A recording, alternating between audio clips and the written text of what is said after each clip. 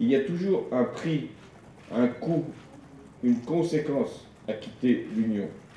Un pays qui n'est plus dans l'Union ne dispose plus des conditions lui permettant de faire accéder ses produits avec les règles du marché intérieur dans les autres pays de l'Union européenne. Un pays qui n'est plus dans l'Europe ne peut plus avoir ce qu'on appelle le passeport financier pour régler les questions liées, là encore, au statut des établissements financiers. Et un pays qui n'est plus dans l'Union ne peut plus avoir non plus les règles protectrices de l'Union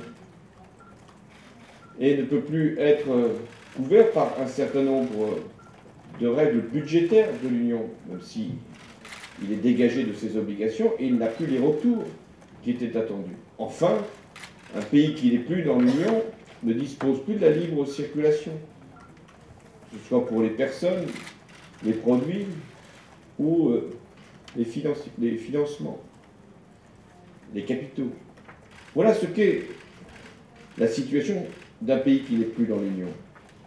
Il faut que tous les membres de l'Union en soient eux-mêmes convaincus, que les citoyens en soient eux-mêmes persuadés, et qu'il y a forcément des coûts, des conséquences, un prix à payer pour ne plus être dans l'Union européenne. Non pas que ce serait une punition qui serait infligée à un pays qui sortirait, en l'occurrence le Royaume-Uni. Il ne s'agit pas de lui faire payer je ne sais quel impôt, il ne s'agit pas du tout de ça.